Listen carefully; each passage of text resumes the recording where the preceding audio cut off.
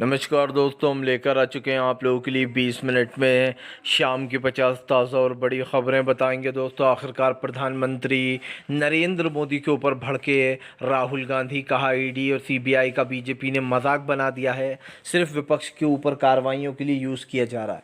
आखिरकार क्यों दोस्तों प्रधानमंत्री नरेंद्र मोदी के ऊपर जमकर भड़कते हुए नजर आए दोस्तों संजय सिंह। जी हाँ, आपको बताते चले संजय सिंह की बड़ी जीत हो गई है ईडी से राहत मिलने के बाद। आखिरकार क्यों दोस्तों भारतीय जनता पार्टी को लगा बड़ा झटका, वीवीपैट और ख़ास करके अब ईवीएम दोस्तों आ गई है सुनवाई के दायरे में। इंडिया गठबंधन की बड़ी जीत हुई है।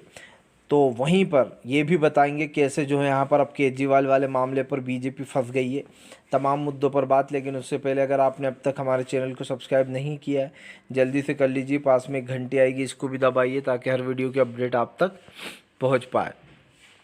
दरअसल दोस्तों आपको बताते चले, भारतीय जनता पार्टी के ऊपर जमकर भड़कते हुए नजर आए दोस्तों जो है राहुल गांधी बोले ईडी और सीबीआई के पास कोई भी तत्व नहीं होते, लेकिन सिर्फ विपक्ष को बिना किन्हीं सबूतों को उठाया जाता है। राहुल गांधी ने कहा कि ईडी सीबीआई बीजेपी के लिए हथियार बन चुके हैं, जिसको सिर्फ विपक्ष के लिए यूज़ किया जा रहा है। सबसे बड़ी बात यह दोस्तों कि ईडी से जब सबूत मांगे जाते हैं तो 6-7 महीने बाद ईडी हाथ खड़े कर देती है कि हमारे पास तो कोई सबूत नहीं है। वाह भैया, मतलब कि ये है कि आप बेगुनाहों को पकड़ोगे, जेल में डालोगे, उनको 7-7 महीने जेलों में सड़ाओगे, और उसके बाद जब सबूत पेश करने की बात आएगी तो ईडी चुप हो जाती है, कोर्ट में जाके खामोश हो जाती है। इससे तो यही दिखाई देता है कि सिर्फ आप विपक्ष को परेशान करने के लिए और मोदी सरकार के कहने पर बिना किसी वजह, बिना किसी एविडेंस के उठा लेते हो, और आप तब तक ये दावा करते रहते हो जब तक कि आपका कोर्ट में भांडा नहीं फूट जाता कि हमारे पास बहुत बड़े सबूत मिले। और आप समझिए पूरी गोदी मीडिया यही करती है,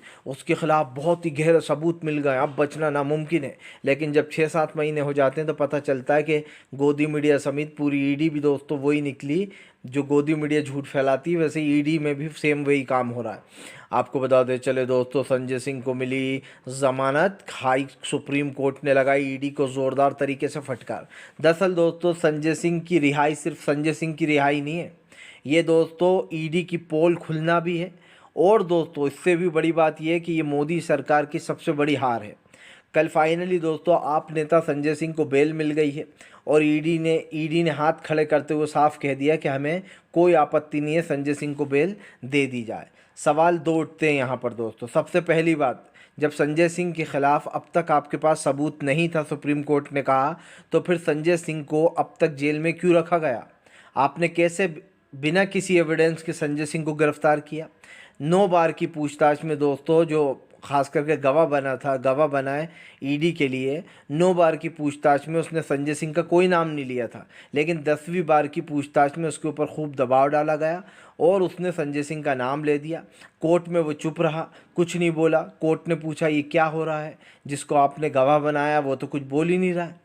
सिंपल सी बात ये है दोस्तों कि सिर्फ संजय सिंह को फंसाने के लिए, आम आदमी पार्टी को कमज़ोर करने के लिए, क्योंकि संजय सिंह एक ऐसे सांसद हैं जो नरेंद्र मोदी के ख़िलाफ़ लगातार बोलते रहे हैं, और ऐसा बोले हैं दोस्तों कि लोग देख रहे हैं।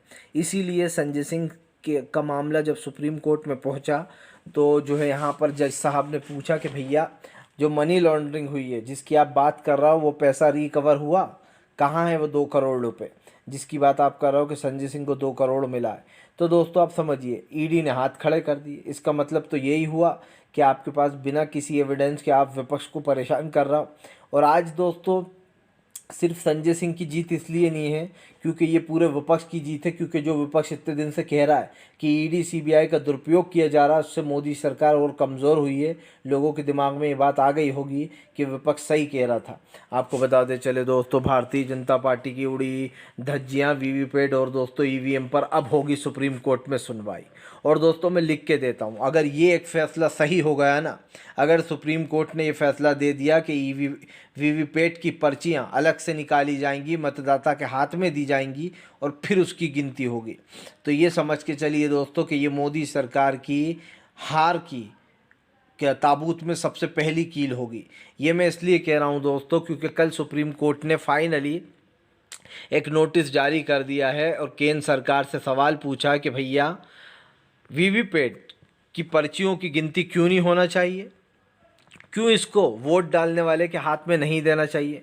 दोस्तों सीधी सी बात है, देखिए, अगर आप किसी को वोट देते हैं तो आपको पर्ची मिलती है, और जिन्होंने जो एक्टिविस्ट हैं जिन्होंने केस लगाया है कि भैया मिलान होना ही चाहिए, जिस वकील ने, उन्होंने बड़ी अच्छी बात की दोस्तों कि हम जब बैंक जाते हैं तो हमें बाकायदा दोस्तों एक रिसिप्ट दी जाती है। पैसे जब हम भर के चेक दे पैसे जमा करने जाते हैं, आधी हमारे पास रहती है, आधी उनके पास रिसिप्ट चली जाती है। हम फिल्म देखने जाते हैं, हमें टिकट दिया जाता है दोस्तों। हम कोई भी चीज़ करते हैं या किसी चीज़ पैसा डिपॉजिट करते हैं, उसकी एंट्री होती है बुक में। तो तमाम चीज़ें हैं दोस्तों। लेकिन यहाँ पर क्या करते हैं ये लोग कि अरे भैया आपने वोट डाला, बस वीवीपैट में 2 सेकंड को दिखी कि हाँ उसी को है, और फिर गायब। मतदाता को ये पता ही नहीं चला कि किसको वोट गया है। जाहिर सी बात है। और दोस्तों आप समझिए, कांग्रेस और तमाम पार्टियां क्या कह रही हैं कि हम ईवीएम को हटाने की मांग नहीं कर रहे हैं। हम कह रहे हैं कि वीवीपैट की पर्चियों की गिनती होना चाहिए। मान लीजिए मैंने वोट डाला कांग्रेस को दोस्तों, अब मुझे वो पर्ची इसलिए मिलना चाहिए कि मुझे कम से कम मैं संतुष्ट हो जाऊं कि मैंने जिस पार्टी को वोट डाला है उसी को वोट मिला है। अब चुनाव आयोग शायराना अंदाज में गाना सुनाकर कहता है कि खुद से वफा नहीं होती और इल्ज़ाम लगाते हैं ईवीएम पर। अरे भैया, ये तो ऐसा ही लग रहा है कि आप जो है बीजेपी की ज़ुबान बोल रहा हो, क्योंकि बीजेपी के लोग भी यही कहते हैं कि जब विपक्ष हारता है तो वो ईवीएम पर इल्ज़ाम लगाता है। जब आपको इतनी ही दिक्कत है कि विपक्ष ईवीएम पर सवाल उठाता है तो आप भैया ईवीएम को हटवा दो। ठीक है, अगर आप ईवीएम को नहीं हटा सकते तो जो विपक्ष ने कहा है वो कर दो। तो अब सुप्रीम कोर्ट ने फाइनली केंद्र और दोस्तों से सवाल का जवाब मांगा है चुनाव आयोग से। हाँ, देखते हैं चुनाव आयोग अब क्या झूठ बोलता है, क्योंकि चुनाव आयोग दोस्तों पूरा मोदी सरकार के पक्ष में काम करता है। विपक्ष ने कई बार उससे ईवीएम वाले मुद्दे पर बात करने के लिए समय मांगा, चुनाव आयोग ने मिलने का समय नहीं दिया। चुनाव आयोग साफ कह रहा है कि वो नहीं मिलेगा विपक्ष से। इसका मतलब तो यही है कि चुनाव आयोग अपनी तानाशाही चला रहा है, वो विपक्ष से कोई बात नहीं करना चाहता है। भैया, जब जनता आपको वोट दे रही है तो जनता का अधिकार है। आप कहते हो कि 3 दिन ज़्यादा लगेंगे, अरे हम कहते हैं 10 दिन ज़्यादा लगें। यूँ भी तो आप चुनाव 9 चरणों में करवा रहा हो, 7 चरणों में, तो फिर आखिरकार 5 दिन और ले लेना, सीधी सी बात है। आपको बताते चले दोस्तों, भारतीय जनता पार्टी के ऊपर जमकर भड़कते हुए नजर आई ममता बनर्जी। कहा फिलहाल बंगाल का रास्ता बीजेपी के लिए बंद है, इधर घुसने की कोशिश ना की जाए।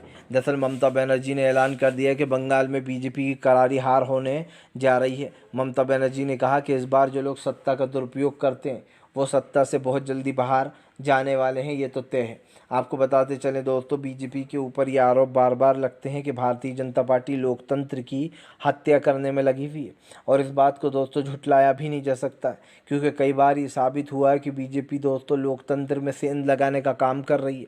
आज तमाम विपक्षी नेता इस बात को बार बार दोहराते हैं कि भारतीय जनता पार्टी ने देश के लोकतंत्र को ख़त्म कर दिया। और दोस्तों अगर देखा जाए तो ये बात गलत भी नहीं है। प्रधानमंत्री हों या बीजेपी के बड़े नेता, कैसे विपक्ष को डराया धमकाया जाता है ईडी सीबीआई के बल पर और तोड़ा जाता है। आपको बताते चले दोस्तों, भारतीय जनता पार्टी के खिलाफ जमकर भड़के अखिलेश यादव। अखिलेश बोले मेरा दावा सही होगा, 400 पार नहीं, अब की बार 400 हार। आपको बताते चलें, अखिलेश यादव का कहना है इस बार बीजेपी का सत्ता से जाना तय है, वो चाहे कुछ भी कर ले।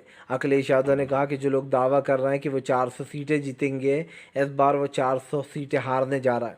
यही नहीं दोस्तों, सुप्रीम कोर्ट के फैसले का भी अखिलेश ने स्वागत किया है। अखिलेश का कहना है कि फ़िलहाल वीवीपैट पर्चियों की गिनती होना चाहिए। अखिलेश ने अपना पुराना वीडियो बताते हुए कहा कि जब वोट हुए थे तो जब तक बैलेट पेपर की गिनती होती रही सपा आगे रही, और जैसे ही चुनाव ईवीएम खुलना शुरू हुई सपा पीछे हो गई। अखिलेश ने कहा कि ये क्या लॉजिक है। ऐसा ही दोस्तों तब वहाँ पर भी हुआ कि हर बार ऐसा ही होता है, कांग्रेस आगे चल रही हो रही होती वीवीपैट में, जैसे ही जो है ईवीएम खुलती हैं कांग्रेस पीछे हो जाती है।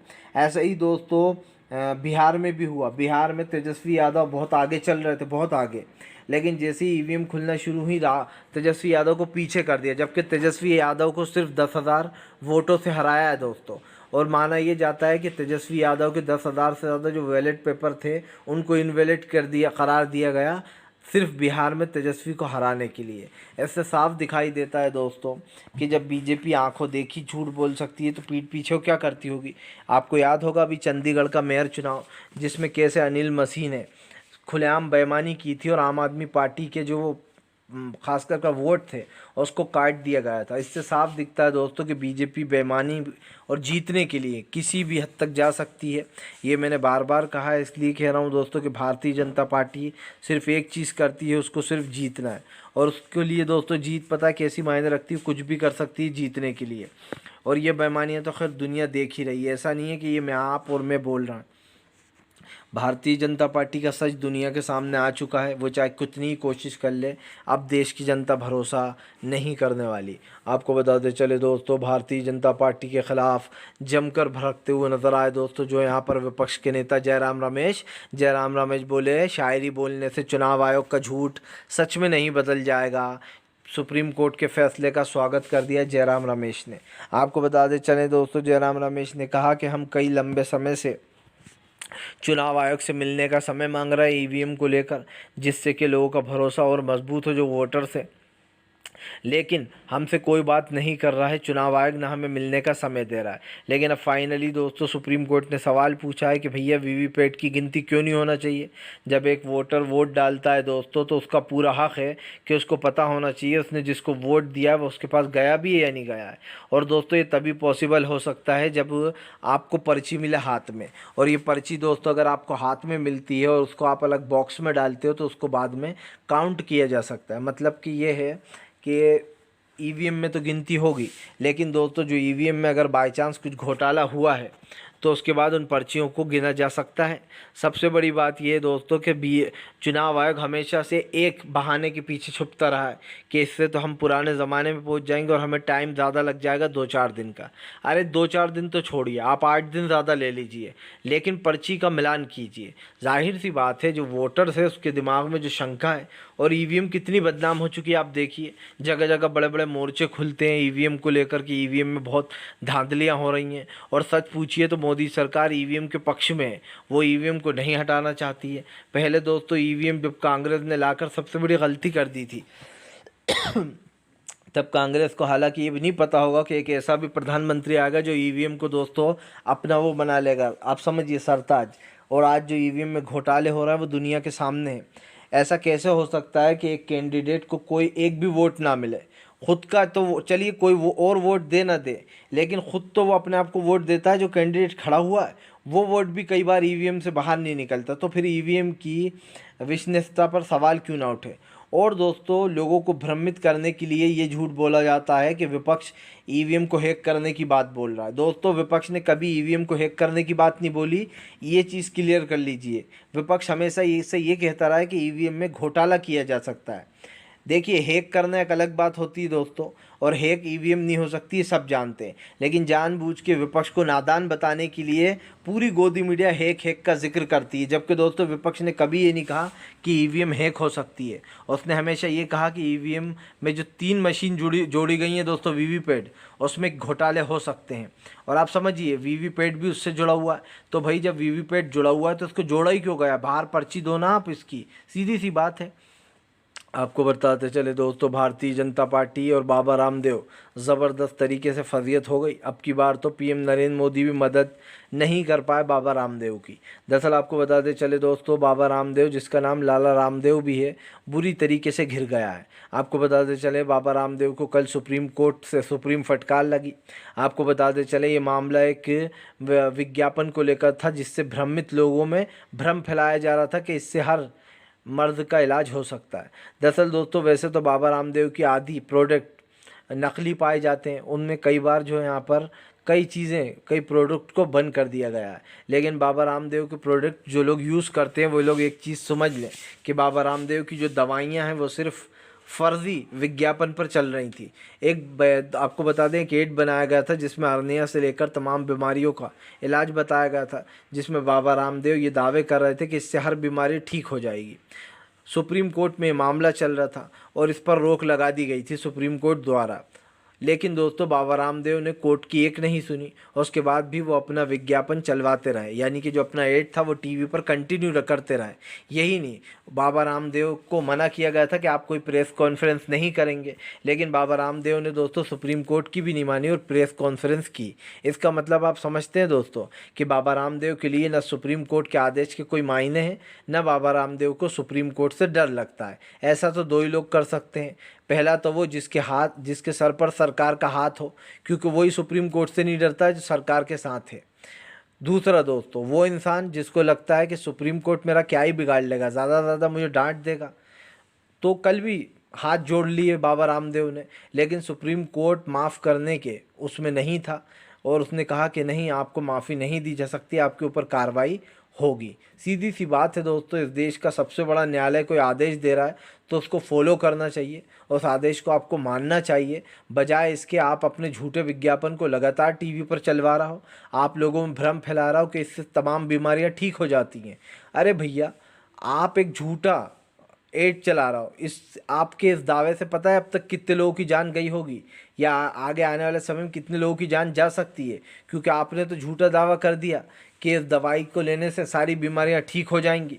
अब बेचारा जो बीमार चल रहा है वो तो ये दवाई लेने पहुंच गया, और दोस्तों जब वो ये दवाई लेने पहुंच गया, इस दवाई को खाकर वो शांत हो जाएगा कि अब मैं ठीक हो जाऊंगा, लेकिन दोस्तों समझ लीजिए उसकी मृत्यु हो गई। इसका जिम्मेदार कौन रहेगा? तो बाबा रामदेव को कल सुप्रीम कोर्ट ने न सिर्फ फटकार लगाई बल्कि ये भी कह दिया कि हम आपको ऐसे माफ़ नहीं करेंगे। आपने न सिर्फ सुप्रीम कोर्ट के फैसले का उल्लंघन किया है, बल्कि आपने उस फैसले को मानने से इनकार कर दिया है, और वो सब चीज़ें की जो सुप्रीम कोर्ट ने मना किया था। आपको बताते चले दोस्तों, फिलहाल संजय सिंह बाहर आते ही शेर की तरह धाड़े, बीजेपी को जमकर लपेटा। दरअसल आपको बताते चले, संजय सिंह ने दोस्तों जेल से बेल मिलते ही बीजेपी को घेर लिया। संजय सिंह ने कहा कि मनीष सिसोदिया, सत्येंद्र जैन और दोस्तों जो है यहाँ पर केजरीवाल जी को बीजेपी ने फंसाया है। यही नहीं, संजय सिंह ने कहा कि बीजेपी की असलियत दुनिया के सामने आ गई है और धीरे धीरे कर ईडी सीबीआई की पोल खुलना शुरू हो गई है। आपको बताते चलें, ये आरोप लगाए जा रहे हैं कि फ़िलहाल संजय सिंह और ईडी जो है दोस्तों, ईडी की पोल संजय सिंह ने तो खोली ही, लेकिन माना जा रहा है कि अरविंद केजरीवाल और मनीष सिसोदिया को जो लंबे समय से जिनको जेल में रखा है दोस्तों, इससे एक चीज़ तो साफ़ हो जाती है कि फ़िलहाल संजय सिंह को बेल मिल गई है, लेकिन सिसोदिया उससे भी पहले गए हुए हैं जेल में। यही नहीं दोस्तों, अब दिल्ली के मुख्यमंत्री भी जेल में जा चुके हैं। ऐसे में इन दोनों की भी माना जा रहा है कि ये भी बेगुनाह है और इनको दोस्तों फंसाया जा रहा है। देखिए, ये तो खैर सब जानते हैं कि ये सब कुछ कार्रवाइयाँ किसके कहने पर हो रही हैं, क्यों चुनाव से पहले विपक्ष को टारगेट किया जाता है, कैसे अरविंद केजरीवाल को जेल में ठुसवा दिया गया। अब बात सिर्फ अरविंद केजरीवाल की नहीं रह जाती, बात पूरे इंडिया गठबंधन की है। अरविंद केजरीवाल इंडिया गठबंधन का हिस्सा है। जाहिर सी बात है, संजय सिंह के जेल से बाहर आने के बाद आम आदमी पार्टी मजबूत हो जाएगी दोस्तों, क्योंकि संजय सिंह एक ऐसे नेता हैं आम आदमी पार्टी के जो बेबाक हैं, जो मोदी सरकार की धज्जियां उड़ाने में ज़रा सी कसर नहीं छोड़ते हैं। और ये साफ दिखाई देता है दोस्तों कि अब संजय सिंह जेल से बाहर आकर न सिर्फ बीजेपी की पोल पट्टी खोलेंगे, बल्कि वो केजरीवाल को बाहर निकालने के लिए जी तोड़ मेहनत भी करते हुए नज़र आएंगे। कल हमने एक खुलासा भी देखा आम आदमी पार्टी का कि अगला नंबर आतिशी, राघव चड्ढा और जो है यहाँ पर सौरभ भारद्वाज का हो सकता है। ये दावा खुद आतिशी ने किया। साफ दिखाई दे रहा था दोस्तों कि आम आदमी पार्टी के नेताओं को बड़े बड़े ऑफ़र दिए जा रहे हैं कि या तो हमारे साथ आ जाओ भैया, या फिर जो है जेल जाने के लिए तैयार रहो। और इस बात का खुद आम आदमी पार्टी की आतिशी ने और सौरभ भारद्वाज ने खुलासा किया, जिसके बाद ये मामला काफ़ी बढ़ भी गया। तो ये तो साफ़ है कि विपक्ष को डराया और धमकाया जा रहा है दोस्तों, और कहीं ना कहीं विपक्ष को टारगेट भी किया जा रहा है। आपको बताते चले दोस्तों, इंडिया गठबंधन में जो है यहाँ पर अब की बार कन्हैया कुमार को राहुल गांधी देंगे नई जगह से टिकट।